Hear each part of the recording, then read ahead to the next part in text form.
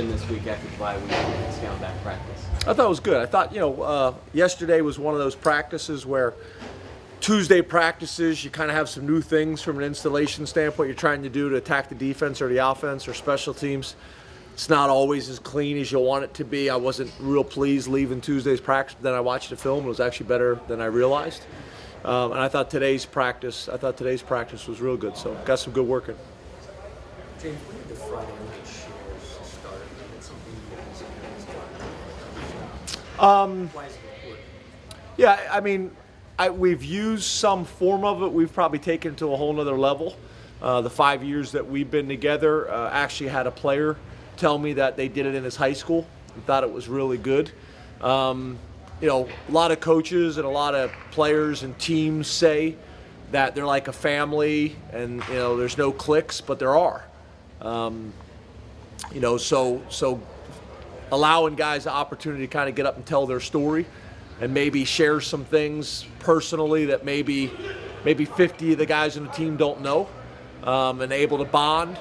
It's no different than locker rooms. A lot of times locker rooms are set up where all the D-line sits together, and you know the D-line real well, but you may not know the kicker or the punter or the quarterback. So we do different things in our locker room. We do the shares. We do things like that to try to force our team to get to know each other on a deeper level.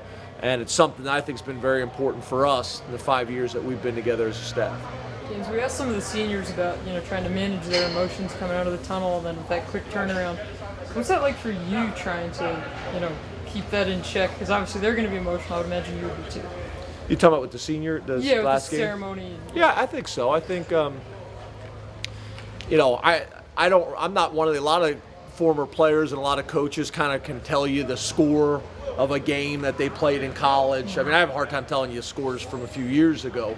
But what I did tell the team is the game you remember. I remember my last game. I remember my last game with the guys and the emotion on the field.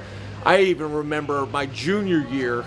I think we lost, and I remember how bad I felt and emotional I was because I wanted the seniors to leave out the right way. So that last game, I think with football has a little bit more significance just because, you may never play again, especially this style of football.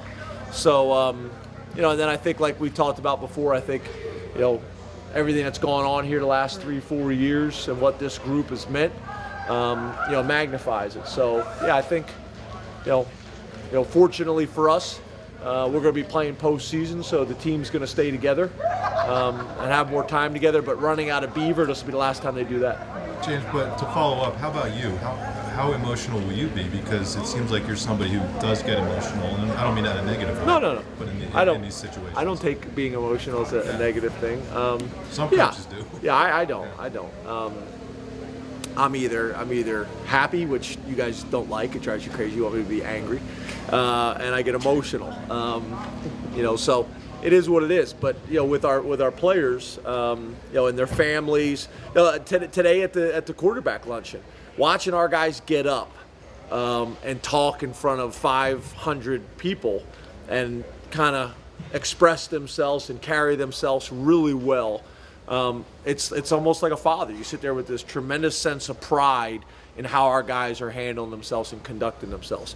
And then, it's the same thing. I mean, the coaching staff, as you guys know, I'm very close with the coaches, their wives, their kids, but it's different with the players. It really is.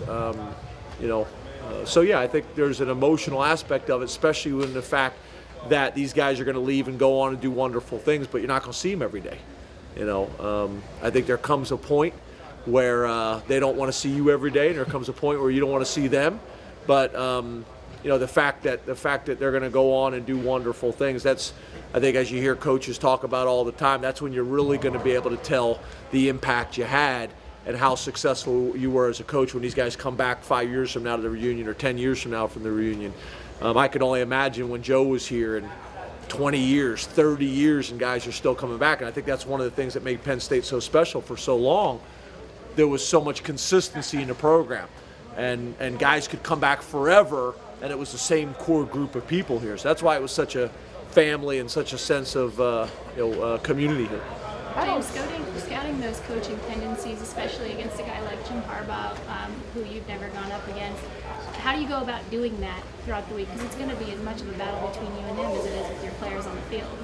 Yeah, I mean, it's no different. It's not like when you play someone that factors a great deal into the way you do things. You break the 4 previous games down, and you get the tendencies from those 4 previous games, what they do on third down on offense and defense, what they do in the red zone, those types of things. I think obviously the longer you play against teams and the longer you go to different venues, you get a feel for that, and you get a feel for a coach. But I don't think that's a major factor. I think it's more the data that you get from breaking down the 4 previous games. I don't think we asked you this before. We've asked all these guys about where they were when the sanctions came out. They're supposed to say, where were you when that came out, and what do you remember about seeing? When the sanctions dropped, or the sanctions, or when the sanctions were put in place? When they were first announced that they were going to be put in place. Obviously, you weren't here. Yeah, I have no idea.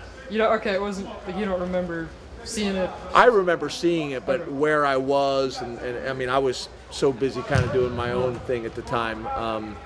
I remember it happening, and I remember conversations and shock, but yeah, I couldn't tell you that. What was your initial reaction though upon learning of it? Even if you don't remember where you were, what was your initial reaction to hearing about the sanctions to Penn State? Yeah, I would love to talk about Michigan. That's what I'd love to talk about, to be honest with you. I apologize. I probably shouldn't answer the first question, so it's not anything. I probably should have just stuck to Michigan. Okay, One of your guys told you about that Michigan game for quadruple overtime when it's been mentioned many times this week as a game of great significance and meeting expectations of playing at Penn State. Yeah, we haven't really talked about it a whole lot, except the fact that the last time they were here, that was the type of game it was. The last 2 games have been close. So again, we to be honest, we don't talk about it a whole lot. Different coaching staffs. That game doesn't have a whole lot of significance in terms of what's going to happen on Saturday. It's been discussed, but very little. You seem like you might be a little bit of a stat guy. You mentioned before percentage of plays Penn State's had for long gains. Just kind of curious, what do you feel is the most underrated stat? Most underrated stat? It's the most important, but I'm afraid you'd say wins and losses. Yeah. I mean, most underrated. I'm not sure. I think there's more stats coming out, and people are doing different kind of studies on stats that maybe in the past people never really kind of talked about. Plays per game has been a huge thing here recently. I remember reading something last week from Mike Leach about time of possession has no significance, and it took 50 years for people to figure that out. I think it really depends. The stat is not universal. The stat, I think, really comes into play, or the importance of the stat, depending on your style of play.